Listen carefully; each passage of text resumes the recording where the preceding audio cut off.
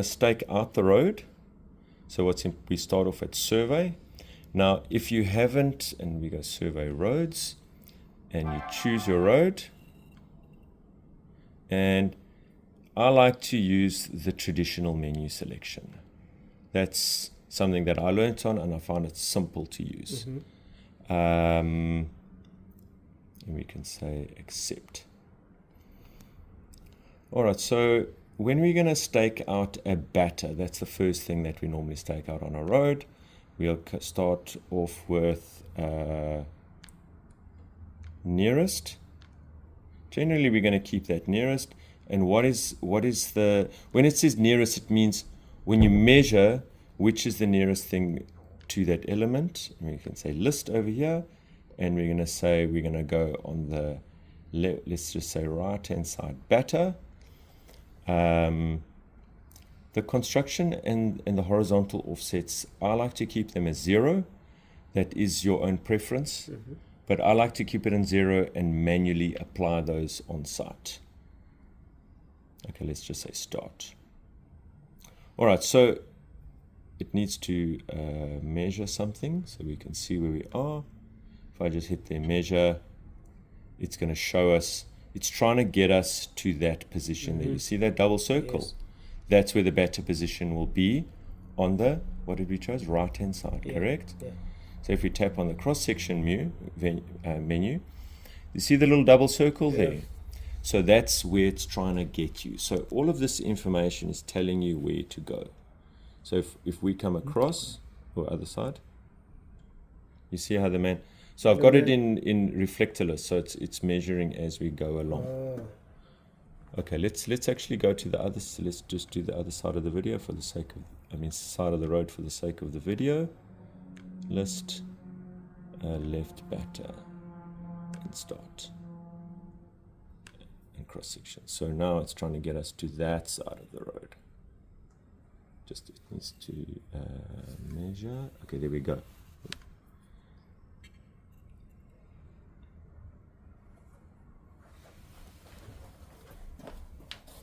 Measure. So as I'm measuring, it's updating. So I need to get the batter into the right place.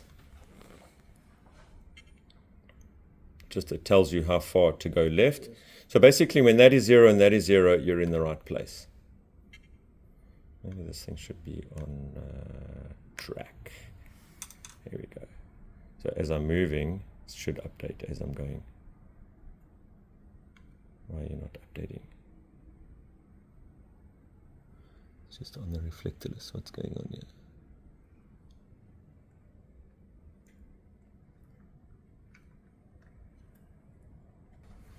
All right, so we've got pretty close to where the toe is of the bank, and you're able to then place the peg, and we hit measure,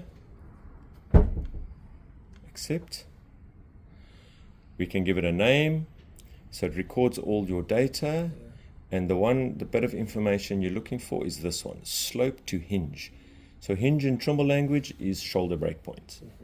So you're going to then write on the batterboard SD slope distance equals 1.639. So that means 1.639 to come up from that position to get to the shoulder break point. Okay. And it's really important to store this information. Okay, here's another scenario. We are outside of that batter point. We're there. We need to get to over there. So we have to always get to where the circle, double circle is. So you've got to go right, or you've got to go up or down. So if we go down and we measure, measuring, see we're getting much closer. So let's go down another 5 centimeters. But on site you would move with your prism. Yes. And you would get into the right place. So there be a little bit too much, and measure, and you keep doing that until you get into the right spot. Okay. So for the sake of the video, we're just going to accept that, although you should get it much closer. But also be realistic. It's a batterboard. You're smashing in a pole, you know, so it's not millimeter stuff. No. We're going to accept that, give it a name, and there's your slope distance there, 1.427, and store that. Store every time you place a point, store it, because that gets recorded and it can be used for later when someone says, oh, you didn't put the bat in the right place, you can store it, you can show them change, offset, accuracy, everything. Yeah. All right, the next task that we're going to do is profile poles with the nails, where we pull the fish line for the layworks. Okay. So we've got to set those poles, we've got to set those nails at a specific offset and elevation. So we're going to go escape from there. We're going to keep it on nearest, and we're going to come back to here. We're going to go list, and we're going to use the edge of road. We're going to keep that side fixed.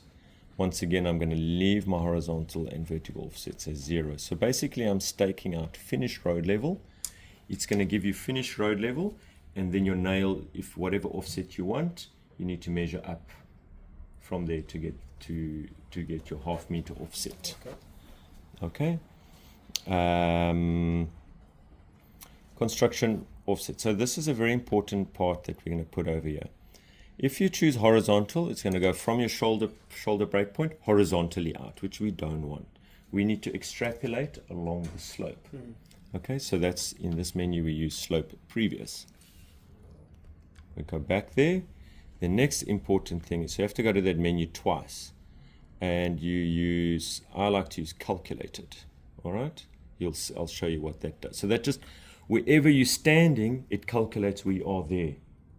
So normally the profile pole you'll put as a 1 meter or 2 meter offset from the shoulder break point. Yes. So in this case, we know our road width.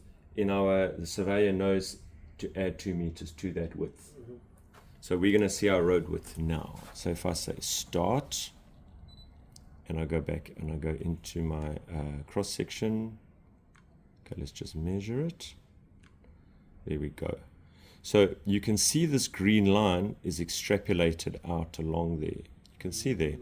So where I'm standing, so I'm telling me my chainage. I'm 2.7 meters from the center line of the road, and I'm actually on level there.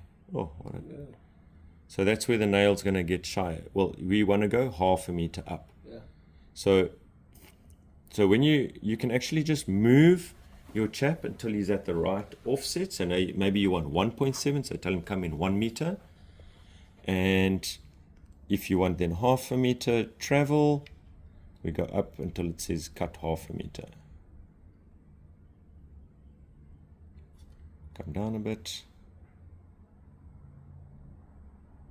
Bang, and then you can then sight through and then pinpointing. If it's a cloudy day, you can put the laser pointer on, and you'll see the red dot on the pole. And then that's where the nail's going to go. All right, so the next trick is for the second nail from the other side of the road, because remember our cross slopes are different. Okay, so we fixed it on the left edge. So now we're gonna fix it on the right edge. List, fix on the right edge. See it, we're in the transition zone between our template 1 and template 2. That's why you've got that weird road width there. And start. So it will just calculate it as needed. So now you can see the green line is pulling from this side all the way over. And if you had to zoom in here on this cross section,